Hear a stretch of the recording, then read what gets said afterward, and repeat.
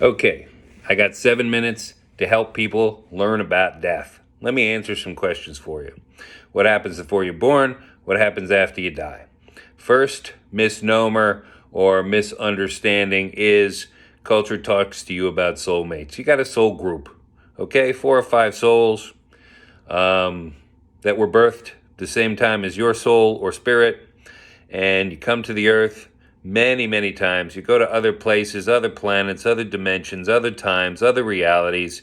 It really is unlimited. So people stressing about what's happening today, oh my God, I can't pay my bills, oh my God, this job's too stressful. It's really not necessary. Honestly, it's a small piece of a much, much larger puzzle. So stop freaking out, people. Breathe. There's a reason I'm practically 50 years old and I've never had to use that coloring stuff in my hair. Stop stressing. Give it up. Relax. Number two, you've played all kinds of roles. Um, for those of us who have chosen to be selfless in this life, to be of service in this life, we have been every bad thing you could ever imagine in other lives. So rather than being judgmental, maybe we could try to have a little compassion. Um, it really doesn't matter, you know? I'm not a prostitute in this life, but I've been one. So, in probably many times. I'm not a criminal, but I've been one. I don't lie, cheat, and steal, but I've done it. Doesn't mean I want those people in my life. And I'm just talking about compassion here. What happens when you die? Well, your spirit leaves the body because the body's just a physical vessel. You can't destroy energy. That's been proven by science. Einstein talked about this ad infinitum. Of course, people talk about the theory of relativity, but to me, the fact that Einstein proved that a thought is measurable energy is much more important than the theory of relativity. I don't care about the theory of relativity. That has nothing to do with today. But if my thought is a measurable energy, that means that Dr. Masaru, a Japanese doctor named Masaru Emoto's work on the effects on water of words, of emotions, of prayer, and your body's 80% made up of water. Your thoughts can dictate your health. Your thoughts can dictate your reality. They do dictate your reality. Your thoughts dictate whether you have a good relationship. So that's why we're here, is to really transcend the cultural messages that we're taught, the limitations that we're taught. Our ego tries to protect us from our traumas as children, and even the smallest thing a child can see as a trauma, we as adults don't. I mean, imagine it. As a parent, your small child, 2 years old, is running towards the street, and you violently grab that child by the arm, swinging that child to save that child's life. Obviously, that's our job. Protect the child. But to the brain of a 2-year-old, that is a massive trauma, and that 2-year-old's brain can make a decision that creates a thought pattern or behavior pattern for the rest of his or her life. And that pattern ends up limiting him or her. I'm living with someone right now, absolutely phenomenal person. I would brag on her from now till doomsday. But she cannot live with me because her ego sees me as all men, and she has just suffered trauma after trauma after trauma throughout her childhood and early adulthood.